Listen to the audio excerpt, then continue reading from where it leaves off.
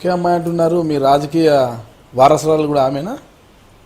మీతోనే ఇక చెల్లి చుట్టూ అయిపోతుంది. ఆ తర్వాత ఇంకెవరైనా వారసులు రావచ్చు, లేకపోతే ప్రజలు ఎవరిని ముందు తీసుకెళ్తారు అనేది.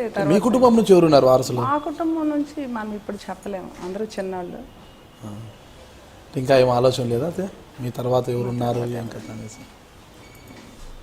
ఇక్కడ మీకు రాజశేఖర రెడ్డి గారితో మంచి, మీ కుటుంబానికి మంచి సన్నిహిత సంబంధాలు ఉండేటివి. రాజశేఖర రెడ్డి గారు మీ ఇంటికి కూడా వచ్చేవారు అంటుంటారు.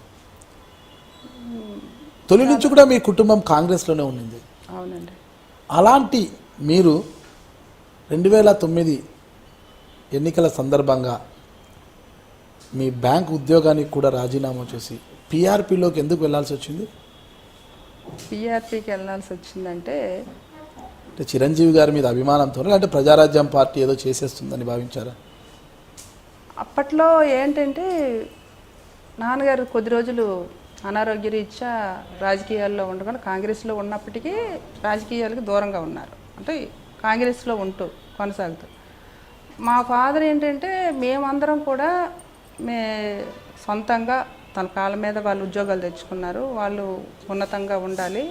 రాజకీయాల్లో ఉండి నేను సంపాదించింది ఏమీ లేదు, ఒక పేరు ఉంది, దానికి మీరు ఎందుకు ఇబ్బంది పడాలి, మీరు ఉద్యోగాలు చేసి హాయిగా ఉండండి అని అనే దృష్టితో ఉండేవారు. అయితే జనాలందరూ కూడాను మాకుండే తాతల నుంచి ఉండే పేరు నుండి వాళ్ళ తాలూకా పలుకుబడి అవుతున్నాయని, వాళ్ళ తాలూకా అభిమానం ఏమని, వాళ్ళు మాకు మంచి చేస్తారని నమ్మకంతో ప్రజలు మా వైపు చూస్తూ ఉండేవారు. ఆ క్రమంలో మాకు 2004లో కూడా నన్ను అడగడం జరిగింది. 2004లో అడిగేటప్పుడు నేను జాబ్ను వదులుకునే పరిస్థితి లేదు. పాప అప్పుడు 1 month పాప ఆపరేషన్ అయింది. యాక్చువల్గా ఆ టైంలో నేను పాపని వదిలి తల్లిగా రాలేక నేను రిఫ్యూజ్ చేయడం జరిగింది. 2004లోనే నన్ను అడగడం జరిగింది. కాంగ్రెస్ పార్టీ వాళ్ళే. కాంగ్రెస్ పార్టీ అంటే రాజశేఖర రెడ్డి గారు ఆఫర్ ఇచ్చారా? ఇంకా రాజశేఖర రెడ్డి గారే. అయితే అప్పుడు నేను రాలేని పరిస్థితిలో ఉన్నాను. 1 month పాప నాకు లేక పుట్టింది. ముందు తల్లిగా నా బాధ్యత అది అని అనిపించి నేను రాలేకపోయాను. తర్వాత 2009కి వచ్చేసరికల్లా ఇంకా నాన్నగారి ఏజ్ ఎక్కువైపోవడము, ప్రజలు అందరూ కూడాను ఈ గత 2 ఎమ్మెల్యేలు కూడా గెలిచిన వాళ్ళు కూడా ఒక నియోజకవర్గాల్లో అభివృద్ధిలో వాళ్ళు పూర్తిగా వాళ్ళ బాధ్యత వహించలేకపోయారు. 10 సంవత్సరాలు కూడా వెనకబాటుకు వెళ్ళిపోయింది.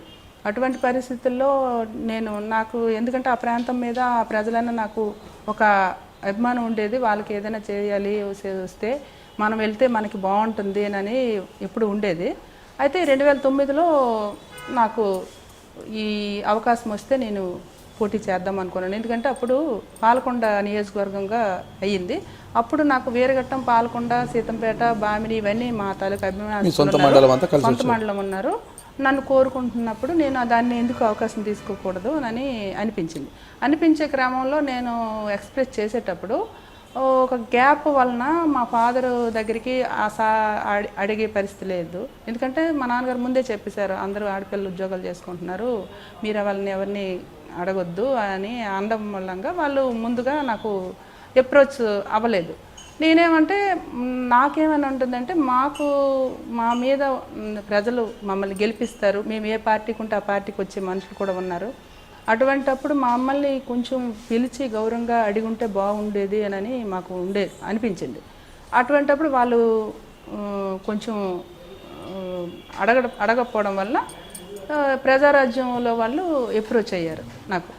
తమ్మినేని సీతారాం గారు కానీ ఇంకా వేరే చిరంజీవి గారికి కానీ వాళ్ళు సర్వే చేసుకొని ఆవిడైతే బెటరు అని అనుకున్నారు. అలాంటప్పుడు నేను అప్పుడు క్యాజువల్గా అన్నాను, సరే నేను రాజకీయాల్లోకి వద్దామనుకుంటే నాకు వచ్చి భరోసా ఇచ్చి టికెట్ ఇస్తామని చెప్పి అన్న తర్వాతే నేను వస్తాను, లేకపోతే మేము ముందుగా అనేసాక మేము ఏమన్నప్పుడు మేము మా జాబ్ని వదులుకోవాల్సి వస్తుంది, మేము చేయలేకపోవచ్చు అని లాస్ట్లో మేము మోసపోవాల్సి వస్తుంది అని మేము అనడం జరిగింది. అనేటప్పుడు వీళ్ళు డైరెక్ట్గా వచ్చి తమ్మినేని సీతారాం గారి ద్వారా నీకు టికెట్ అనౌన్స్ చేస్తాము, నువ్వు వర్క్ చేసుకోమా అని చెప్పారు.